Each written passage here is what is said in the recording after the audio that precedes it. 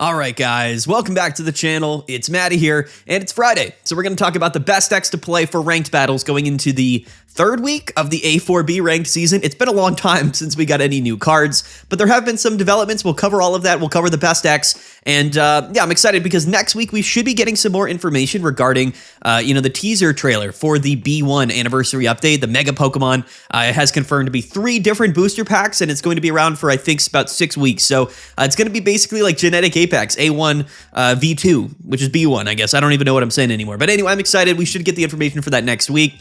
But before we talk about the best decks to play for ranked battles this week, we're going to talk about our tournament. That's right. You guys should go register for the 4th tournament in our new tournament series tomorrow at noon Eastern. It's really, really fun. We have $250 in the prize pool. The last couple of weeks have been absolutely incredible. All of the judges doing a great job. The casters have been incredible.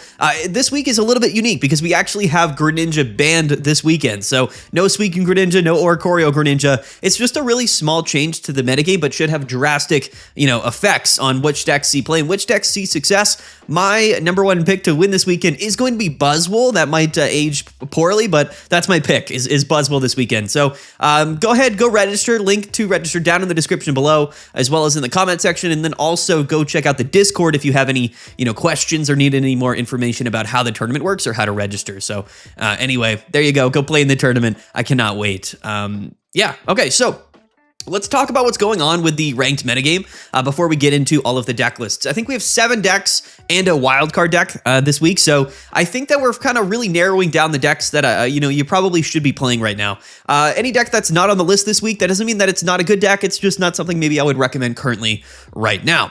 But what's going on in the ranked meta is I think at this point things have been they've been going for so long that we have just a massive variety, a lot of diversity in terms of the different decks that you're going to see in the ranked battle ladder, especially when you get into like the Ultra Ball, Master Ball tier. There's going to be a massive variety, and I would say that right now there's probably about 10 to 15 like meta decks that you could choose to play, which is why we're going to be covering what I believe are like the best 7 of those 15.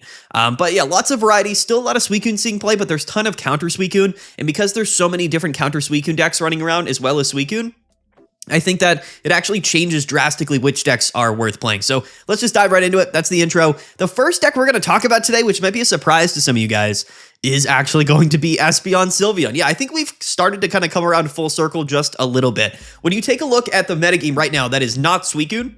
And again, a lot of Suicune in the format. But everything that's not Suicune, right, if you take a look at it, it used to be like mostly Giratina, Darkrai, and Guzzlord. And while those decks are seeing quite a bit of play, they're not actually nearly as, popular or as dominant as they used to be previously. There's a lot of lightning decks running around, things like Charizard, the Oricorio type stuff. Greninja Oricorio is running around.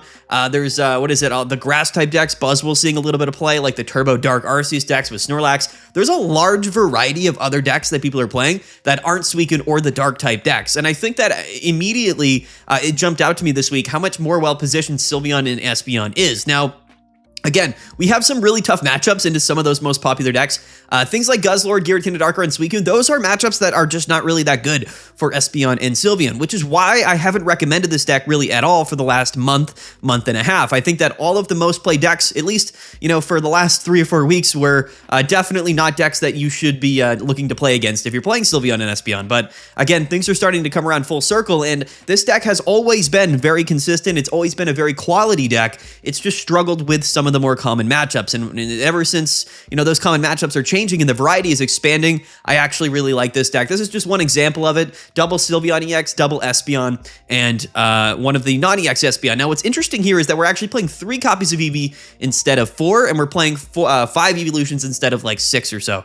And the difference here is that most of the time we actually don't need that many Pokemon. So we've cut a couple of Pokemon from the deck, 4 in favor playing 2 copies of Silver, which is going to be, again, sort of a counter meta play against things like Guzzlord or Suicune to get those Iridas or the Lucamines. I actually really like this version of the deck list, and I think that there's, again, a lot of advantages to playing Sylveon and Espeon. One, the deck draws a ton of cards, it heals a bunch, and it uniquely kind of auto-wins a bunch of random matchups. This is a deck that could never really lose to Oricorio, which is a really big deal. Double Giant Cape means that we're oftentimes able to live attacks from most Pokemon in the game, including Pikachu EX and those lightning type decks. And Espeon is actually, the non-EX Espeon is going to allow us to take KOs in a variety of different scenarios. Guzzlord sometimes has like 6, 7, 8 energies attached. Giratina Darkrai loves to pile up energy. So I actually like the Espeon more than I like Sylveon personally.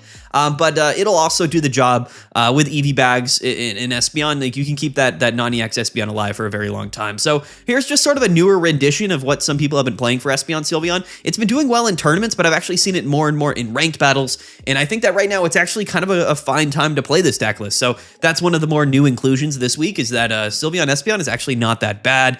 Very unique. I think we all understand what this deck is. It hasn't changed too much, just a few minor changes. The silver is definitely an interesting meta call and less EV. But anyway, Espeon, Sylveon, go ahead, try it out.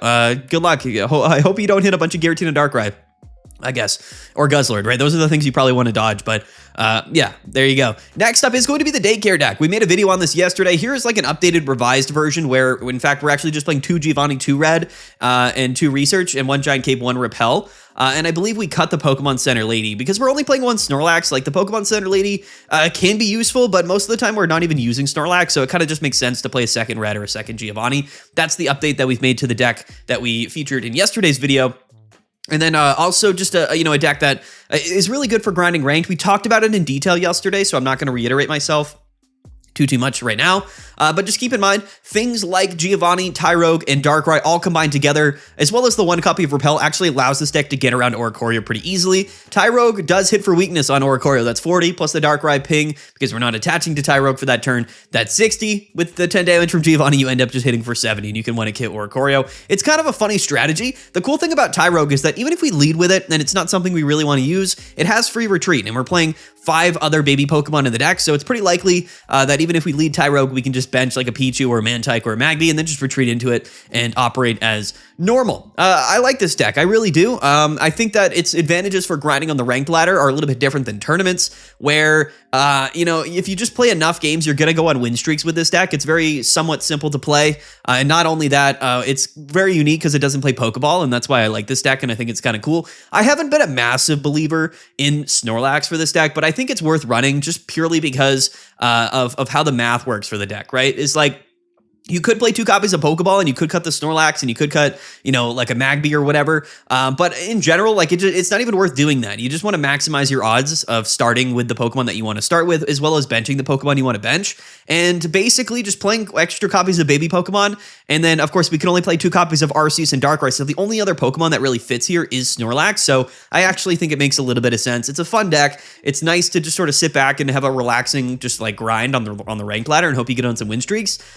That's really all I have to say about this deck. If you want to see some more gameplay or some more information on it, check out yesterday's video. It's a cool deck. I like it, and I would recommend it as like the top 8, top 7 decks right now to grind in ranked battles. Next up is going to be Charizard. Yeah, so, this is what I would call really the one like true counter meta deck right now. Charizard uniquely is one of the only Pokemon in the game, one of the only decks in the game that seemingly has a phenomenal win rate into Suicune, and that's really where Charizard operates right now. Now, Charizard, traditionally the Stoke Charizard from Shining Revelry, does have a good matchup into Giratina Darkrai as well. Just the facet that we're able to basically one-hit KO any of those Pokemon while also living an attack is very, really useful. And that's the whole concept here with Charizard. All of the data does show it's good against Giratina Darkrai, it's good against Suicune. It will struggle. I'm saying this right now. You will struggle against basically everything else in the game. But other than those 2 matchups, you're just going to hope that you hit those matchups. That's really what you do when you play Charizard, is that you feed off of really just a couple of popular decks that hopefully you hit a lot of, right? So if you're one of those players that just seemingly only plays against Suicune or Giratina Darkrai, try out Charizard, because the math and the analytics and the data does show us that Charizard has a phenomenal win rate against both of those 2 matchups. Again, nothing in the deck here to really counter Oricorio, but that's by design, just to limit the amount of Pokemon in our deck, to streamline the deck and minimize the amount of Pokemon that could possibly be on our bench. Now, we are playing 2 copies of Repel, and we are playing Charmeleon, so theoretically speaking, you can win the Oricorio matchup. It's just obviously not a great matchup, right? And the Repels are going to be good into Suicune anyway. So yeah, Charizard. It is, like, to me, still the true counter meta deck. It did struggle last week at our 3rd tournament.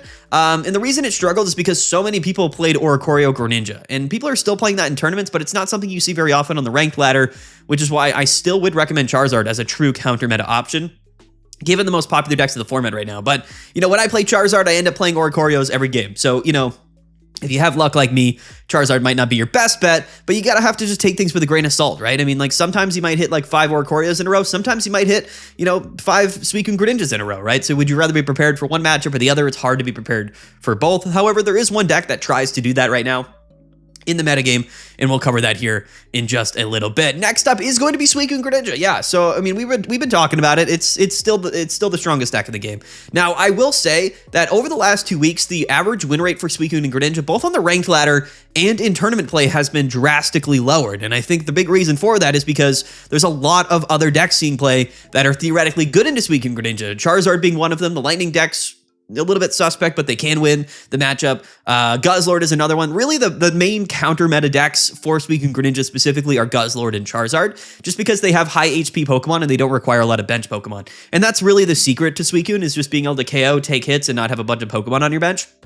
That's the whole idea there. But yeah, Suicune Greninja, it's still a good deck. It's still driving the metagame. It's still the most play deck, so we had to mention it. This is the version of Suicune Greninja that I have seen popping up. And the deck is changing. People maybe don't really pay attention to that. Like, I don't know. If you go back and you take a look at all of our previous, weeks videos talking about Suicune Greninja, the deck is actually changing a lot from week to week. And I cover those changes, but people, I don't know, maybe some people pay attention, maybe not. Maybe people just watch these videos and update their decks. I don't really know. But all of the decks that we cover in these videos like change periodically, and the cards change, and I just kind of want to note that. So with Suicune Greninja, the changes that we've seen recently is double Cyrus. Okay, so this is the thing. We've seen a lot of people cutting Leaf out of Suicune Greninja, and I actually don't mind that. In one vein, I really like Leaf and Suicune Greninja just because we are susceptible to an early repel to knock us off our energy curve, and that can be the difference. But for the most part, I just don't think Leaf is very useful, right? Unless we have it at the particular time in the early game where we do get repelled, it's not a useful card, and it's a bit situational, whereas things like Cyrus oftentimes are our primary win condition. So 2 copies of Cyrus instead of 1 copy of Cyrus and 1 copy of Leaf is kind of becoming the standard. The Mars, I still think you have to play. I think Mars in the mirror matchup is absolutely crucial. It's really, really important in the Guzzlord matchup as well. Every matchup against Suicune and Guzzlord really comes down to whether or not they Mars you to 1 and then hope that you don't have Lusamine. That's really what the matchup comes down to most of the time.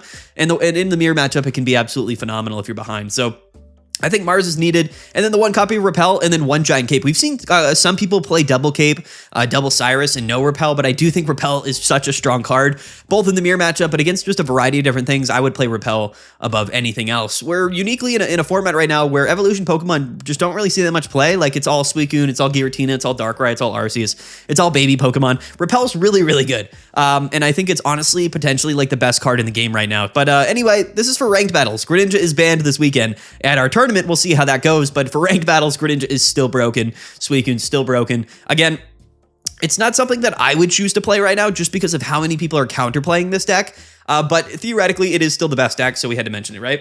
But its positioning in the format has greatly decreased over the last few weeks, and I think that's a good sign. I think that, we've gone quite a bit of ways.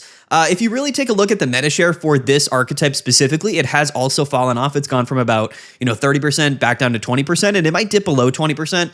Well, I guess at our tournament this weekend, it's going to have like probably 0% play, but you get what I'm saying. It's on the decline because a lot of people are swapping to double Oricorio Greninja Suicune, which is a different archetype. Some people argued that last weekend after it won our tournament. It is a completely different deck. Its matchup spreads are entirely different. It plays entirely different. It's literally a different deck. I know it still plays 2 Suicune, 2 Greninja, but if you're not playing Giratina and you're playing double Oricorio, like that is an absolutely drastic change to how the deck plays, what its win conditions are, and what its matchup spreads look like. So I understand why people might not agree with that, but the reality is that 2 Oricorio is a completely different deck here. So some people play 1 Giratina, 1 Oricorio. I don't like that. I would rather just play none or double and not play Giratina. Giratina is broken, and people ask me all the time like why play Giratina in the deck.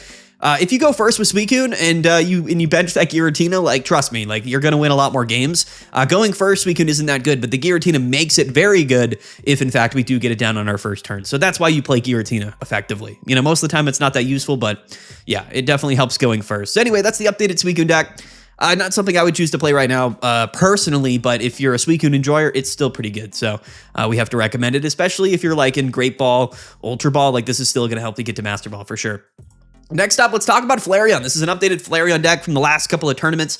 this is what a lot of people are playing in terms of the 20 card list. And this is playing one Pokecom, one Sylveon, one Jolteon, right? So I know Oricorio is becoming a little bit more popular for sure, but we are playing one Jolteon, one Repel. So the idea here is that we're sacrificing a little bit of that consistency into Oricorio specifically, but we are playing one Pokemon Communications and Sylveon, which just in general makes the deck a little bit more consistent overall. And I do like it. Still 2 red, 2 Pokeball, 2 Research, 2 EV Bag. The 1 Repel I think is absolutely crucial as well in the Oricorio matchup. And the idea here is that Jolteon can get around one Oricorio and then Repel can get around the other. We're drawing cards. We're moving through our deck pretty quickly. Definitely not bad. Now I think that Jolteon, so I think Jolteon is probably still the better way to play Flareon. I just think that it's crucial enough in basically the Greninja Suicune metagame that we're in right now that it just still makes sense. Like I get that, you know, Genetic Apex Flareon, it does more damage, but in general, I still think Jolteon is the better option. Basically, in every tournament, we see that the Lightning Flareon combo is the most successful Flareon deck. Now, that might change this weekend because Suicune Greninja isn't seeing any play at our tournament, but in general, I still think Flareon is a really good deck. It's similar to the Daycare deck in the sense that, you know, it's a consistent deck. It's a high roll deck, has an insane amount of potential going second on your second turn to potentially just win the game outright. But it's a little bit more, I don't know, how else do I say it? It's less clunky than the Daycare deck if you don't get the ideal start, right? The Daycare deck, if you just lead off with Snorlax, like you probably just lose the game. Whereas this deck definitely has a lot more possibilities as far as things go because, you know, we can lead off with Eevee, attach, and then retreat, and then bring that energy back with Flareon. Like that's the inherent advantage for Flareon EX. And one of the reasons why I think Flareon is actually one of the best decks in the entire game. We'll have to see how Flareon does once Mega Pokemon come out because Mega Pokemon are typically going to have too much HP for even Flareon to KO with Red and Eevee Bag. So we'll have to see if Flareon remains. Jolteon, on the other hand, maybe becomes even more relevant. We'll have to see. But yeah, I still think Flareon is a good choice. In fact, you know, maybe if I had to choose to play 100 battles of ranked this weekend, Flareon might be my pick. It really might. It just seems like a deck that doesn't really care what's going on. It's just going to win. The Guzzlord matchup can be a little tough. Things like Charizard can be a little bit tough. Dragonite, right? Things like that. But basically against most of the most played decks right now, whether it's Suicune or Giratina Darkrai or any of the Lightning type decks, I actually do think Flareon does pretty well. It's the nice sort of in-between balance. It's high roll, but it's also pretty consistent in that mid-game range, and I actually really like it. I think that it's kind of cemented itself as like the number 3 deck, I would say. Probably like the 3rd best deck in the game right now. But in terms of its positioning, it's always actually pretty well positioned. So shout out to Flareon. There we go. Next up is Guzzlord. So similarly to Charizard, I think Guzzlord to me is very interesting because it still has a good matchup into Suicune, and it has a good matchup into a couple of different things. But the thing with Guzzlord is that you're flipping coins, right? It's a coin flip deck. So sometimes you flip a bunch of coins and you can't lose. And then sometimes you don't flip any coins and it feels like you can't win. But one thing is for sure that if you look at the cumulative data total for Guzzlord, is that it has pretty decent winning matchups against a lot of the decks, but it doesn't have like incredibly substantial win rates against really anything, right? So that's the weird part about Guzzlord. If you're playing Suicune, you can still lose. If you're playing Giratina Darkrai, you can still lose. If you're playing Flareon, if you're playing Charizard, if you're playing against really any of the decks in the metagame, especially Oricorio, you can still lose. However, the 2 copies of Willow and the Celesteela does kind of ensure that you can probably win that matchup. We are playing Repel. I like Guzzlord. I really do. It's not a deck that I enjoy playing, but I really like it in terms of what decks I would recommend to play for ranked battles, right? So I put it right up there with Flareon. It's just a uniquely well-positioned deck that doesn't really care that much what it's playing up against. It just matters whether or not you flip heads or not. You know, it's very similar to Flareon in terms of like why you would play it and what its advantages are when you do play it. So yeah, it has remained definitely one of the best counter meta decks for Suicune. So you have to keep that in mind. It is a favorable Suicune matchup, and I think that does carry Guzzlord a little bit. I don't have too much else to say about it. The deck really hasn't changed a lot. Some people flip-flop between should I play 2 copies of Will? Should I play 2 copies of Pokemon Center Lady? You know, should I play like more hand disruption? Like what should you do? I don't really think it matters a whole lot. I really don't, especially in ranked battles. It's really hard to know what your matchups are going to be. Theoretically speaking, if Oricorio was the most played deck in the game, then sure, you know, I would play more healing, but like You know, like, is that really what, and you know, it's hard to say. You know, you never know what you're going to play when you hop onto the rank battle. So I think that this version of the deck here is very well balanced. We all know what Guzzlord's about. I'm not going to spend any more time talking about it. Shout out to Guzzlord, still a good option. One of the decks that I just hate playing against when I see it, but I also don't really enjoy playing the deck myself. So it's one of those weird in-between type things, but I definitely have to recommend it. It's honestly one of the best decks in the entire game. We call this Control Guzzlord. Some people might remember like Poison Guzzlord. Don't play the Poison, just play this one. It's just better, especially in this current metagame. Next up is going to be kind of our top Lightning deck. I think things have settled. We talked for a couple of weeks about how the Lightning decks were so spread out. Nobody knew what the best Lightning type deck was. I really think that we've landed on the best option as far as the Lightning type deck goes. And coincidentally, it is playing 2 Oricorio and 2 Tapu Koko, but now we've added Zeraora and Pikachu, double E-Switch, and 1 Electrical Cord, which I do like. Silver, Red Card, Guzma, Repel. It's got a little bit of everything in here, and that's why I like this deck, you know, is that theoretically speaking, this is not, and I have to reiterate, this is not a true counter deck to Suicune. Now, you can win against Suicune for sure. If you go second and you lead Tapu Koko, like, you're probably going to have an advantage. But if you go first and you lead Oricorio, you're probably going to lose. So this is a deck that, in my mind, is counterplay to a variety of different things, but Suicune is not really one of them.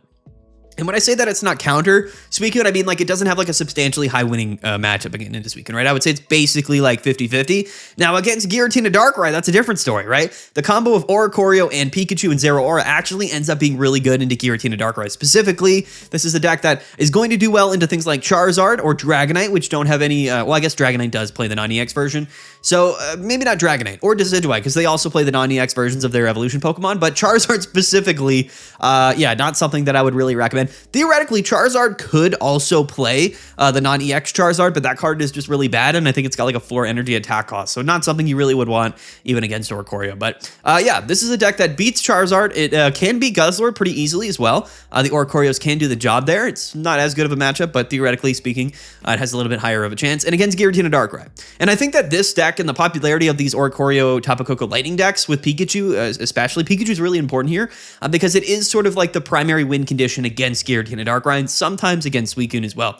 The idea here is that we can stall with Oricorio, and if we can inevitably just take 1 KO, then we know that once they KO us back, we can just go to our Pikachu and then take our last KO. So it's, you know, getting 3 energies on the Pikachu or getting 2 energies and an elemental switch in hand, it ends up being sort of like a GG scenario into Suicune, or not into Suicune, into Giratina Darkrai. So this is uniquely a counter Giratina Darkrai deck that has at least about a 50-50 win rate into Suicune. So I think that enough is definitely warrant to recommend this deck list. Again, if you play this deck and you lose 5 times into Suicune, it's not my fault. Trust me, I told you, it's not like the best matchup in the entire world. Things like Oricorio are just massive liabilities when Greninja exists. So a deck list like this theoretically could be really good this weekend since we've banned Greninja. But I also don't know if everyone's just going to play Giratina Darkrai. It's really hard to know how the metagame is going to react. Again, we do have things like Sylveon, Espeon. We do have things, you know, like Buzzwole, right? So there's a lot of other decks that could just easily beat this deck. We just don't know if that's what's going to see play, right? So we have no way of knowing. Maybe this deck completely dominates. It really depends on what people play this weekend. I haven't actually covered or given my recommendations as to what decks I would play in tomorrow's tournament, but we are going to be going live on YouTube and Twitch tonight. So if you want to tune in and ask me any questions, feel free to come on in and you know, and hang out and ask me my opinions, you know what I mean? So anyway, yeah, Oricorio, Zeraora, Tapu Koko, Pikachu, this is the best Lightning deck that I would play right now. Personally, I just don't think any of the other Lightning cards are really as worth it, right? Oricorio is going to win some matchups, Tapu Koko is going to win the other matchups, and then we just have Zeraora as like the support energy battery, and then we have Pikachu as sort of like the endgame win condition. That's how we have to build the decks. You can't really, like, if you don't play Oricorio, then you don't win the other matchups. If you don't play Tapu Koko and Pikachu, you don't win the other matchups, right? So you're just in the middle here, but yeah, it's still a quality deck.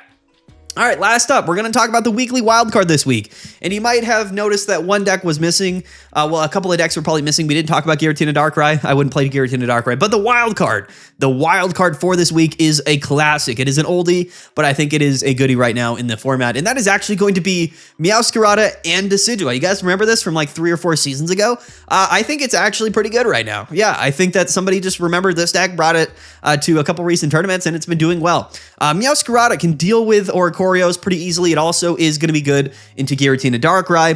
But Decidueye, uniquely, is a Pokemon that actually does pair fairly well with Meowscarada. So, sorry, I keep burping. The concept here is that Decidueye has seen a little bit of play as just sort of like a solo deck, like similar to how Charizard plays it. But the issue with that is that we're just not playing enough Pokemon.